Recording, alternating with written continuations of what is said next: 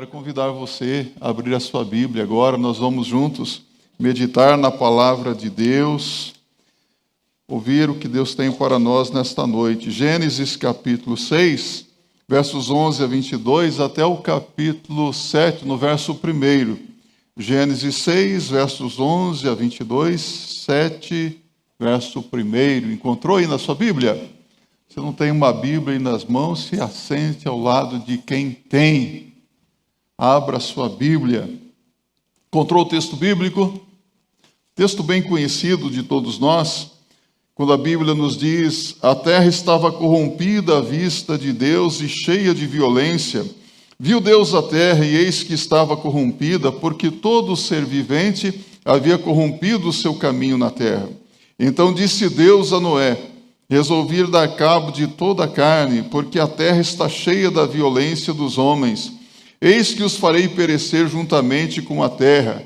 Faze uma arca de tábuas de cipreste, nela farás compartimentos e a calafetarás com betume por dentro e por fora.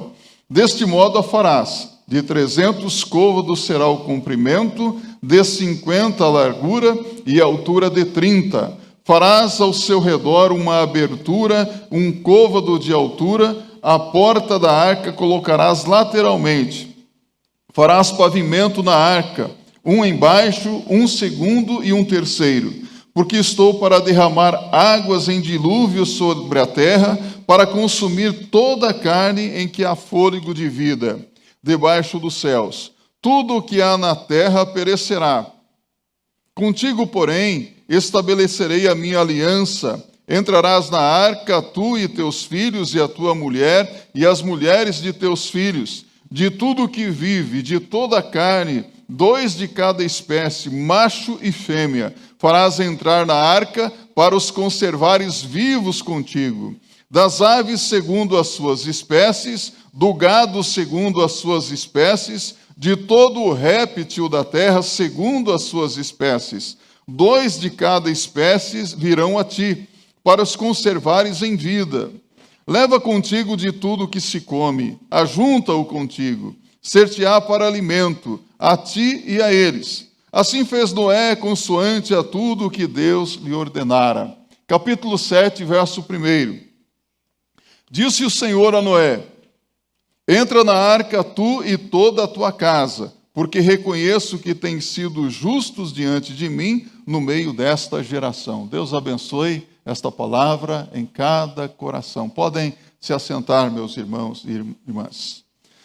O nosso texto lido focaliza uma das maiores manifestações do poder de Deus sobre as forças da natureza, isto é, o dilúvio. Deus agiu de uma forma tremenda, trazendo um grande dilúvio sobre a face da terra. Esse grande momento da história mostra-nos a importância de acatar a advertência que Deus faz na sua palavra. Porque quando o homem ouve e não obedece à palavra de Deus, certamente está atraindo o juízo de Deus sobre a sua vida, a condenação divina. E Deus não é homem para que se brinque com ele. A palavra de Deus diz que de Deus não se zomba. Tudo quanto o homem semear, isso também ceifará. Gálatas capítulo 6, verso 7. Então o Senhor avisa a Noé sobre o fim catastrófico que viria sobre a humanidade. Uma das coisas que me chama muita atenção na pessoa de Deus, em toda a Bíblia, é que Deus, Ele nunca age sem dar um aviso para o homem. Você já percebeu isso? Ele sempre faz uma advertência antes. É como o filho que recebe aquela advertência do pai. Meu filho, se você não se comportar direito, você será disciplinado.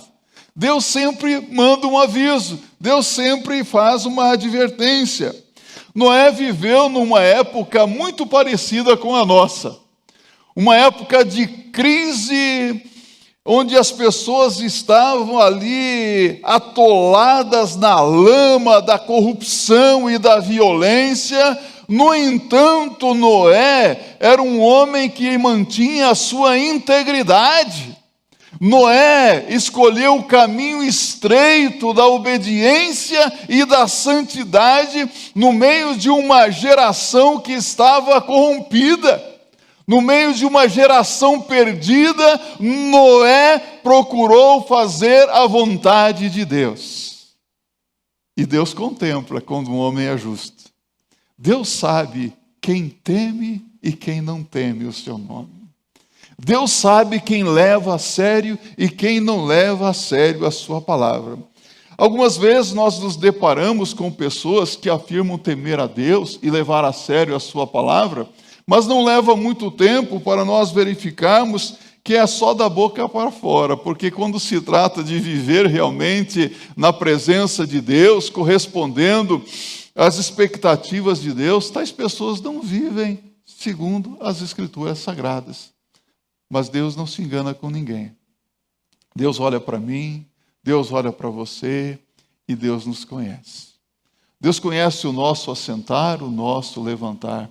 Deus esquadrinha a mente do homem, o coração do homem. Ele sabe tudo sobre nós. Ele vê a sinceridade em cada coração ou a falsidade também. Ele contempla os justos e os bons. Ele contempla os justos e os injustos. Deus vê todas as coisas. Então Deus não se engana com ninguém. Então, meus irmãos, vemos aqui que Deus faz esse aviso a Noé. Deus avisa a Noé que mandaria águas em grande quantidade sobre a terra. E aqui nós vemos que esse aviso de Deus nos confronta com algumas realidades. Em primeiro lugar, Deus avisa o homem do seu plano. Isso mesmo. Deus tem um plano aqui. E o plano de Deus aqui, você pode pensar, é um plano de destruição. Não, o plano de Deus é de salvação. Às vezes, quando eu leio a palavra de Deus e me deparo com certos textos que parecem polêmicos, onde parece que Deus foi injusto, né? Há algumas pessoas que às vezes dizem, pastor, você lê esses textos bíblicos, Deus parece ser tão vingativo, tão sanguinolento, parece que Deus tem prazer em matar, em destruir. Não, Deus não tem prazer na morte do ímpio, diz as Sagradas Escrituras. Deus não quer que o homem pereça.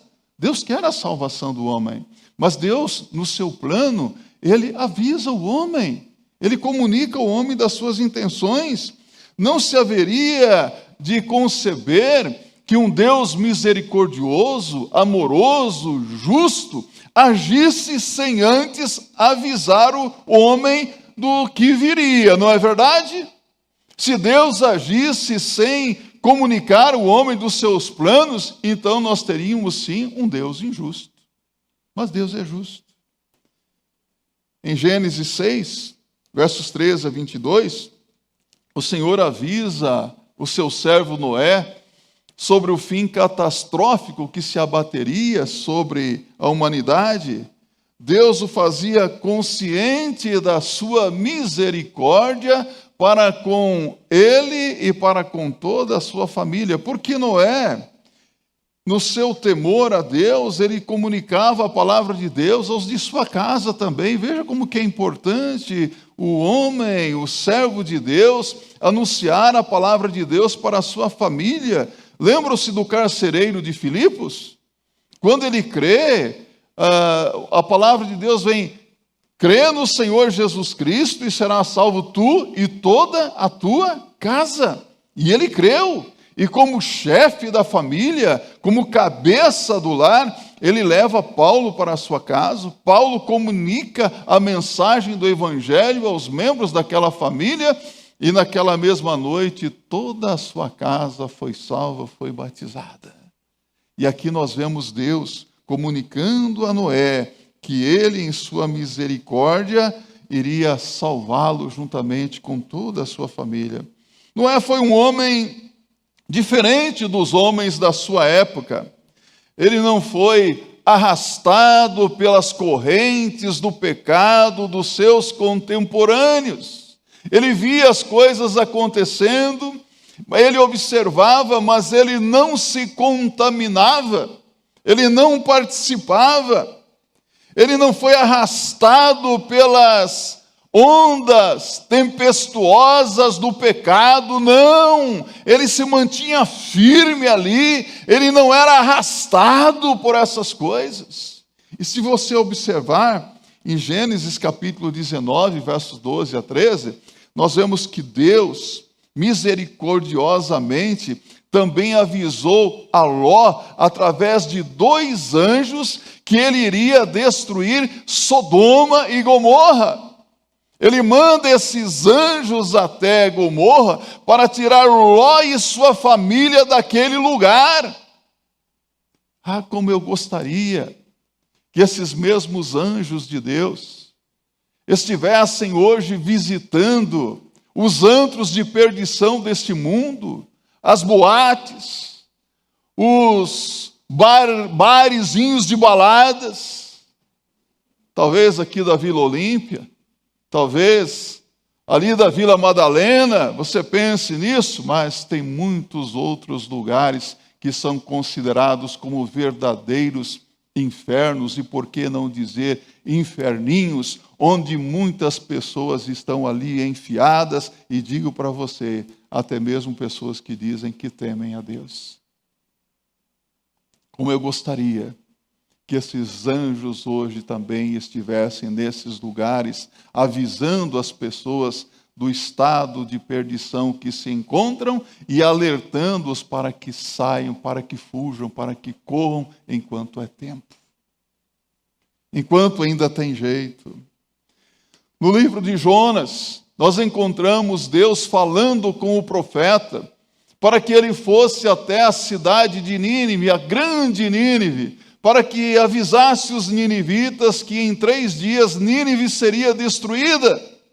E Jonas vai àquele lugar depois de muita desobediência, não é? Porque Jonas não queria a conversão dos ninivitas. Eles eram inimigos do povo de Deus. Mas, depois de ser engolido por um grande peixe, ter passado 3 dias no ventre do grande peixe, ter orado ali nas profundezas, clamando ao Senhor, aquele peixe vomitou Jonas, e Jonas então obedece ao Senhor, vai pregar em Nínive. E a mensagem de Jonas é bem curta. Ainda 3 dias e Nínive será destruída. Certeza. O rei de Nínive ouviu, converteu-se, arrependido para expressar o seu quebrantamento, vestiu-se de sacos de cinza, e todo o povo juntamente com Nínive. E o que Deus fez foi poupar os ninivitas da destruição, porque eles ouviram a exortação de Deus e se arrependeram. Há pessoas que, quando ouvem a palavra de Deus, se arrependem, mudam de vida, mudam de atitude. Outros não. Outros permanecem no mesmo caminho de desobediência. Assim como Deus avisou Noé, Ló, os ninivitas, o Senhor Deus, há mais de 2000 anos, tem avisado a sua igreja que ele voltará, que Jesus virá, e quando Jesus voltar, a sua igreja sobe, e o que acontecerá com aqueles que não são salvos? Serão destruídos. O fim virá. O juízo de Deus virá. O Senhor Jesus Cristo fala sobre isso em Mateus, no capítulo 25, dizendo: vigiai, pois, porque não sabeis a que hora há de vir o Filho do Homem. Não sabemos quando Jesus virá, mas temos certeza de que Jesus voltará. A qualquer momento, Jesus pode voltar. Segundo lugar, nós vemos aqui a participação do homem no plano divino. Deus tem um plano. Às vezes nós ouvimos pessoas dizendo assim: tem a parte de Deus, mas também tem a parte do homem. Sim, A parte do homem é um privilégio participar da obra da salvação de Deus, mas nada que o homem faça traz salvação para a sua própria vida. Deus oferece ao homem o privilégio de participar do seu plano. Quando Deus chamou a Noé, não apenas o chamou, mas lhe deu uma tarefa das mais importantes. E ele deveria executar, cumprir essa tarefa. Deus o fazia ciente de que ele e a sua família não pereceriam nas águas do dilúvio, mas Noé tinha uma tarefa que ele deveria cumprir com muita determinação. No verso 14, Deus diz: faze uma arca de tábuas de cipreste, nela farás compartimento e a calafetarás com betume por dentro e por fora.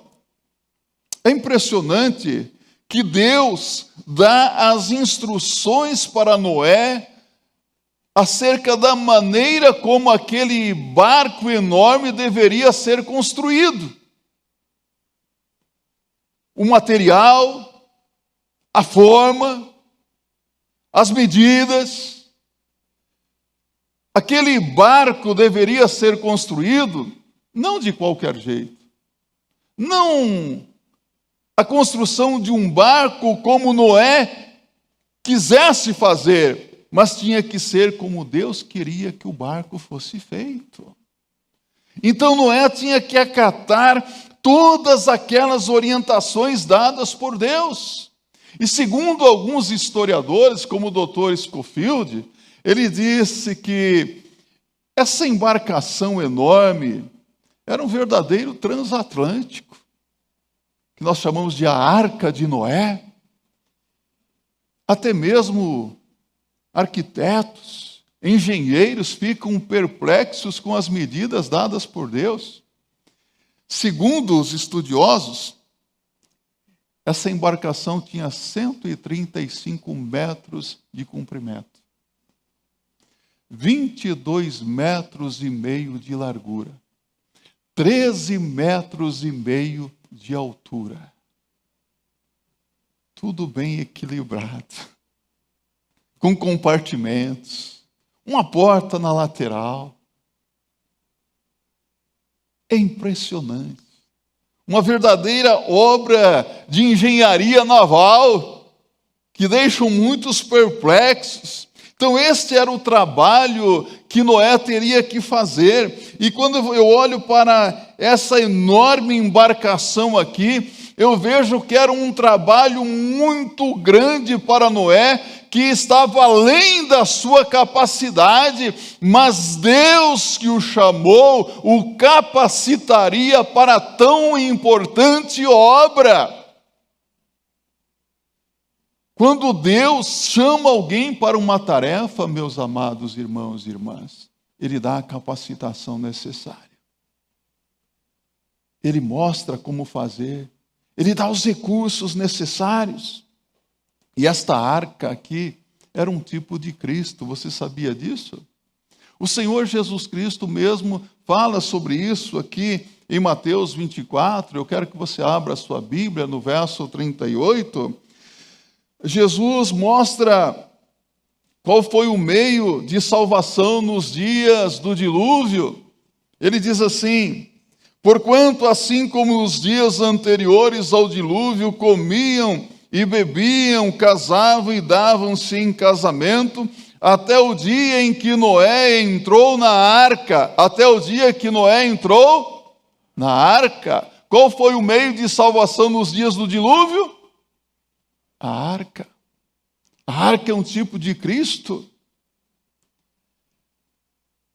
Certamente, todo aquele que crê em Jesus Cristo como Senhor e Salvador pessoal também em nossos dias tem a garantia de salvação. Sabe por quê? Porque Jesus Cristo declara em João capítulo 10, verso 9, eu sou a porta. Se alguém entrar por mim, salvar-se-á. Entrará e sairá e encontrará pastagens. Então, assim como Noé foi salvo através da arca, o pecador só será salvo através de Jesus Cristo, através do sangue remidor de Jesus Cristo. Não há outro meio de escape. Não existe outra maneira para escapar do juízo de Deus. Então, fazer aquela arca era um trabalho enorme para Noé. Como era difícil trabalhar fazendo aquela arca, eu fico imaginando dia após dia. E assim também, hoje, a igreja está construindo a arca espiritual para a salvação de todo aquele que crê, e essa arca é Cristo. Essa arca está sendo construída através da pregação da verdade do Evangelho. A arca é Cristo. Quem aceita Cristo tem a salvação. Quem não aceita Cristo, quem o rejeita, certamente se perderá. É um desafio para esse tempo que ainda nós temos, esse tempo que nos resta. Em terceiro lugar, Deus fala que é tempo de discernir o tempo. Quantas coisas têm acontecido, não digo nos últimos meses apenas, mas nos últimos anos, não é mesmo? Você está percebendo as coisas que estão acontecendo? Você está prestando atenção nos sinais? É um tempo de discernir o tempo, as coisas. Deus fala aqui, antecedendo o fim através de sinais. Quando Deus falou com o seu servo Noé, ele era um jovenzinho. Ele tinha apenas 500 anos. 500 anos. Deus lhe deu essa tarefa. Naquela época as pessoas viviam muito mais tempo do que nós. 100 anos mais tarde, Deus volta a falar com o seu servo.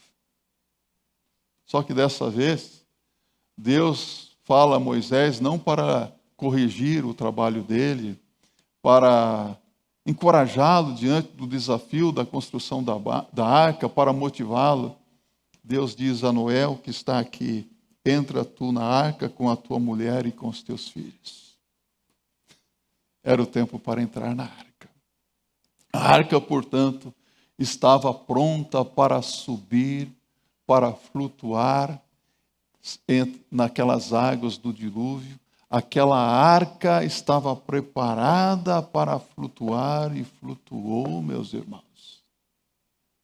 Aquela arca subiu. Um barco que foi construído dia após dia, década após década, agora estava preparada para subir.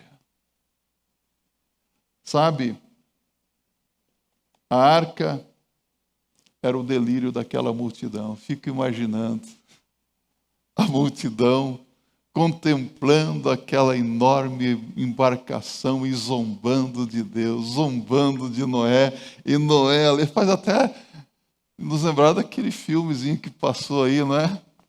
A Arca de Noé, de comédia, né? O Todo-Poderoso. As pessoas zombavam, escarneciam. Meus irmãos, era o delírio da multidão. A arca virou um circo para muita gente. Não é assim que as pessoas olham para nós? As pessoas olham para os crentes e dizem assim: coitadinho. Há muitas pessoas que zombam, escarnecem, e o pregador da justiça, Noé, firme ali. Mas sabe de uma coisa? Tudo nesta vida é uma questão de tempo. Tudo é uma questão de tempo. O tempo veio e Deus mandou Noé entrar na arca. Os animais se dirigiam para aquela arca aos pares. E Noé então os colocava dentro daquela arca. Interessante, fico a pensar como que havia ali bicho de todo tipo, não é? E aqueles animais, eles estavam tranquilos. O que aconteceu? Ao que parece, Deus converteu a natureza desses animais, a natureza que eles tinham antes da queda. Sabe por quê? Porque quem é que estava dentro daquela arca? Quem que estava dentro daquela arca? Deus. Onde Deus está presente, meus irmãos, a paz, a segurança, a alegria. Deus estava presente ali. Sabe, Deus convertia a natureza dos animais e eles voltavam à sua natureza de origem antes do pecado do homem. Então nós vemos aqui que Deus agora estava anunciando através de tudo aquilo que o tempo do fim havia chegado. O homem de Deus estava preparado para subir, Noé estava preparado para subir conforme fora avisado por Deus. Ele creu que o que Deus dissera iria realmente acontecer, que Deus o livraria daquele mal. Este é o desafio para os nossos dias hoje.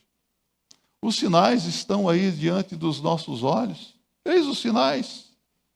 Só não enxerga quem não quer. Só não vê quem não quer. Mas a pergunta que eu quero fazer para você: você está preparado para subir? Está preparado para subir? Porque Jesus vai voltar. Será que nós estamos realmente preparados para o arrebatamento da igreja? Porque a igreja será arrebatada. Sabe, você pode notar aqui na palavra de Deus a advertência que o Senhor Jesus faz. Mais uma vez eu quero convidar você a abrir a sua Bíblia no Evangelho segundo escreveu Mateus, no capítulo 24, versos 37 a 44. Estou com essa passagem bem aqui diante dos meus olhos. Jesus faz a advertência para nós hoje. Pois assim como foi nos dias de Noé, também será a vinda do Filho do Homem. Porquanto assim como nos dias anteriores ao dilúvio, comiam e bebiam, casavam e davam-se em casamento, até o dia em que Noé entrou na arca, e não o perceberam, senão quando veio o dilúvio e os levou a todos. Assim será também a vinda do Filho do Homem. Então, 2 estarão no campo, um será tomado e deixado o outro. 2 estarão trabalhando no moinho, uma será tomada e deixada a outra. Portanto, vigiai, porque não sabeis em que dia vem o vosso Senhor. Mas considerai isto: se o pai de família soubesse a que hora viria o ladrão, vigiaria e não deixaria que fosse arrombada a sua casa. Por isso ficai também vós apercebidos, porque a hora em que não cuidais, o Filho do Homem virá. Jesus está dizendo, assim como foi nos dias de Noé, assim também será na vinda do Filho do Homem. Noé e a sua família foram salvos. O povo do seu tempo não foi. E eu pergunto, por que aquelas pessoas não foram salvas? Por que eles não foram salvos? Jesus responde aqui: porque assim como nos dias anteriores ao dilúvio comiam e bebiam, casavam-se e davam-se em casamento, até o dia em que Noé entrou na arca e não o perceberam, senão quando veio o dilúvio e os levou a todos, assim será também na vinda do Filho do Homem. Sabe por que eles não foram salvos? Porque eles não creram. Porque eles estavam envolvidos com as coisas desta vida. Não é nada errado em casar, dar-se em casamento, em trabalhar, em comer, em beber. Essas coisas fazem parte da nossa vida, não é? Mas o problema é que muitas pessoas estão envolvidas com essas coisas e não prestam atenção nas advertências de Deus, não lançam a sua fé, a sua confiança no nome do Senhor Jesus Cristo. Os sinais dos nossos dias estão aí. O mundo está buscando a unificação de todas as formas. Você está percebendo isso? Os governantes, os presidentes, os líderes mundiais, eles se reúnem quase que diariamente preocupados com a crise econômica e não sabem o que fazer com o caos econômico que está para explodir. Ambientalistas de todo mundo fazem encontros, conferências, palestras, porque estão prevendo uma grande crise ecológica. São sinais. Não vou falar do Pix aqui hoje. Tem muita gente preocupada com o Pix. Dá para se preocupar mesmo com os ladrões que estão aí, não é? Mas você já percebeu que tudo está caminhando para uma moeda única? E é uma moeda digital? Você está percebendo que o mundo está caminhando para um governo único, um governo mundial, um líder mundial? É bom, quem tem barba aqui, coloque as barbas de molho, viu? Fique esperto. Olha as coisas acontecendo aqui. Mas eu pergunto para você, se Jesus está às portas, se Jesus está prestes a voltar, o crente está preocupado com isso? Não! O crente não está preocupado. O crente está preocupado mesmo em desfrutar das coisas do mundo, em ser amigo do mundo. Amém? Amém? Estou parecendo igreja pentecostal. Quando você vai morrer, você vai para o inferno. Fala amém, amém. O crente está preocupado em curtição, em viver a vida como vivem os descrentes. Eu só tenho uma palavra para dizer para você. Cuidado, Jesus está voltando. Acorda. Vigia. Preste atenção nas coisas que estão acontecendo. Muitos não irão com o Senhor, porque não eram verdadeiramente crentes. Eram membros de igreja. Pastor, mas eu tenho meu nome no hall de membros da Igreja Batista do Brooklyn. Uau! Que coisa tremenda, não é? Mas a pergunta é, você tem o seu nome arrolado no livro da vida? Você é um crente verdadeiro? Você crê em Jesus? Você obedece a Cristo? Você realmente está preparado? Só tem uma palavra para você: cuidado. Jesus Cristo está voltando. Fica esperto, cidadão. Deus fala que é tempo de ação divina. Não se engane. Jesus vem. E se você se diz um crente e não tem sido de fato, a palavra de Jesus para você é ainda muito mais séria. Jesus vai exigir muito mais de você. Qual é o propósito dessa volta de Jesus? Por que Jesus vai voltar? Mais uma vez eu quero convidar você a abrir a sua Bíblia. Vamos lá para a carta do apóstolo Paulo aos Tessalonicenses, no capítulo 4, no versos 13 a 16. Você vê aqui por que Jesus volta. Não queremos, pois, irmãos, que sejais ignorantes com respeito aos que dormem, para que não vos entristecerdes como os demais, que não têm esperança.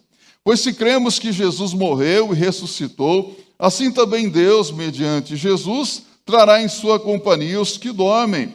Ora, ainda vos declaramos por palavra do Senhor isto: nós, os vivos, os que ficarmos até a vinda do Senhor, de modo algum precederemos os que dormem.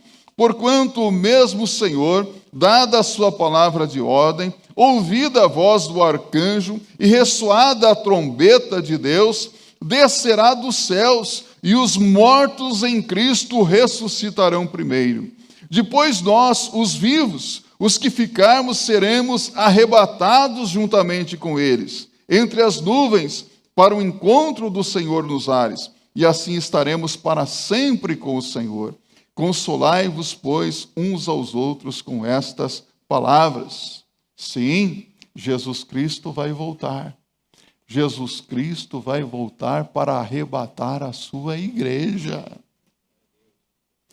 para levar os salvos e os outros, e os que não creram, e os que levaram uma vida aí na flauta, brincando com o pecado, ficam. Não subirão com o Senhor. E Jesus diz aqui, digo-vos que naquela noite, 2 estarão numa cama. Já pensou, marido e mulher numa cama? Um será tomado e o outro será deixado. 2 mulheres estarão juntas, moendo, uma será tomada e deixada a outra. 2 estarão no campo, um será tomado e o outro deixado. O crente sobe, o descrente fica. Isso não é acepção, isso é distinção entre quem crê e quem não crê, entre quem é salvo e quem é perdido. Deus faz a separação. Nem todos subirão. E se você está aqui nessa noite e ainda não é um crente em Cristo, eu não sei se há alguém que não é um crente aqui, mas a palavra de Deus para você nessa noite é: cuidado, Jesus está voltando. E se você está longe dos caminhos do Senhor, a palavra do Senhor é a mesma. Cuidado, Jesus está voltando. Se reconcilie com Deus. Mude de vida. Acerte a sua vida. Volte-se para o Senhor, porque Ele está chamando, Ele está... Eu acredito que nós estamos vivendo na 1ª hora da volta do Senhor Jesus Cristo. O Senhor está agindo. Você vê que nesse tempo de pandemia, nós ficamos perplexos com tantas pessoas que às vezes são infectadas com esse vírus maldito, não é? E quantas pessoas que partiram para a eternidade, tiveram as suas vidas ceifadas. Isso nos entristece profundamente. Até parece uma seleção natural da raça humana, não é? Parece. É uma epidemia. Mas nesse tempo, você vê claramente que as coisas estão ficando muito claras. O Senhor parece que está dando uma peneirada também na sua igreja. Sabe o que é uma peneira? As coisas estão se afunilando, estão ficando cada vez mais difíceis. O caminho está cada vez mais estreito, esse caminho da obediência, da santidade, e o Senhor está separando, o Senhor está preparando a sua igreja, porque Jesus virá e Ele não tardará. E se Jesus voltar hoje, você sobe ou fica? Está preparado? Está preparado para subir? Está preparado para ficar com o anticristo? Porque quando Jesus voltar, a igreja sobe. Como a arca que flutuou naquele dia, a igreja vai flutuar. Os mortos em Cristo ressuscitarão primeiro. E nós não precederemos os que dormem. Juntos subiremos e estaremos com o Senhor. Esses dias atrás alguém me perguntou assim: será que nós vamos conhecer aqueles que partiram, os nossos parentes lá no céu? A Bíblia diz aqui que nós nos encontraremos com Ele, então nós vamos reconhecê-los. Que coisa mais linda será, não é? Encontrar o Senhor Jesus, os nossos irmãos que estão no céu. Prepara-te. As pessoas do mundo antigo zombaram de Deus. Acharam que era demais para o Senhor inundar o mundo com as águas do dilúvio. Até hoje tem pessoas que não acreditam que o mundo todo foi inundado com as águas do dilúvio. Até cientistas ficam perplexos em encontrar provas de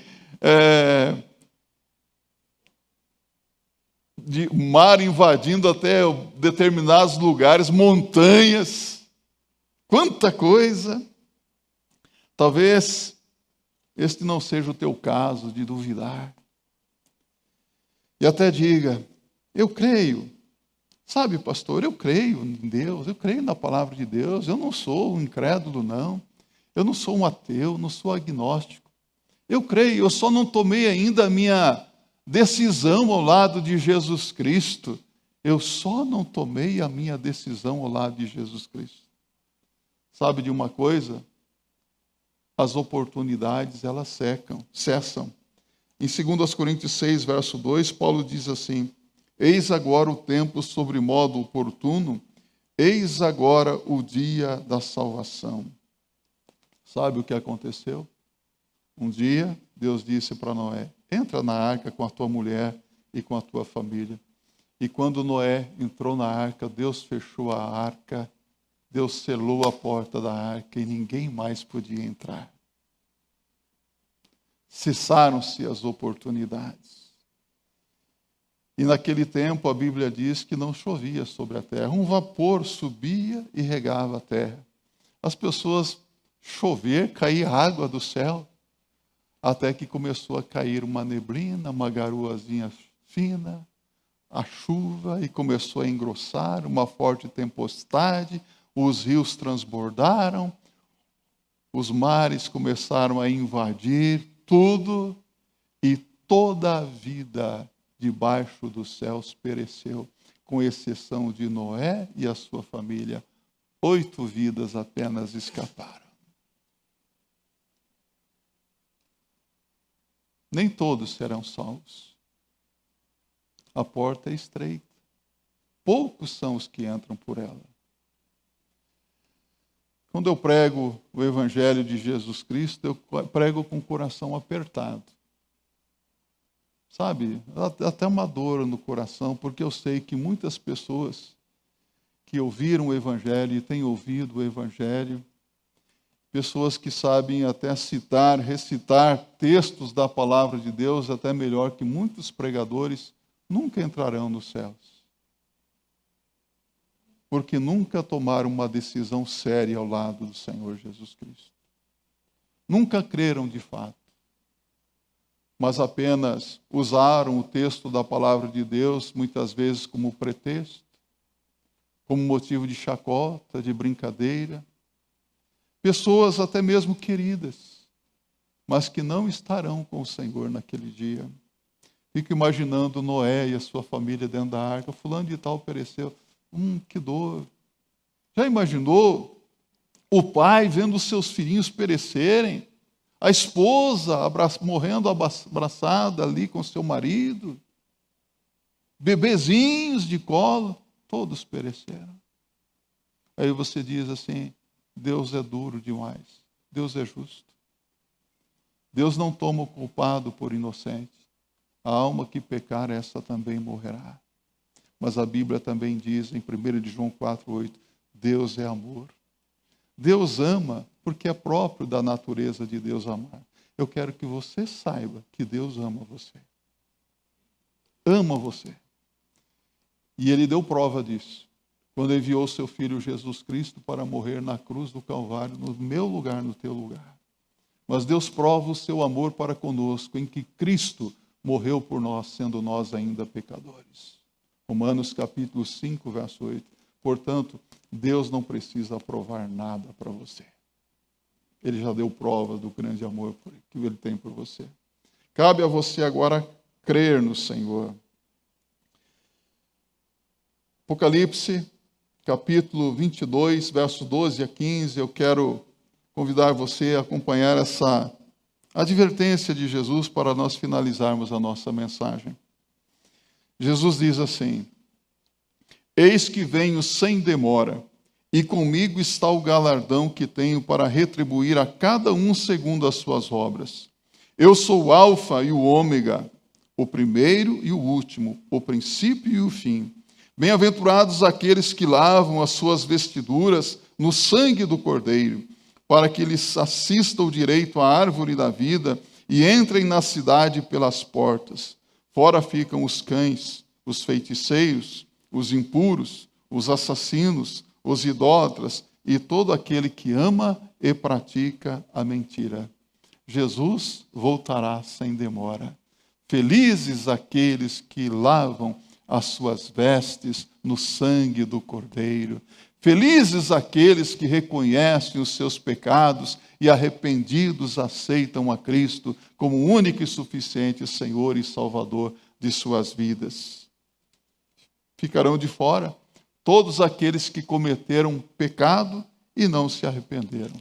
Então, se Jesus voltar hoje, você está preparado? Está preparado?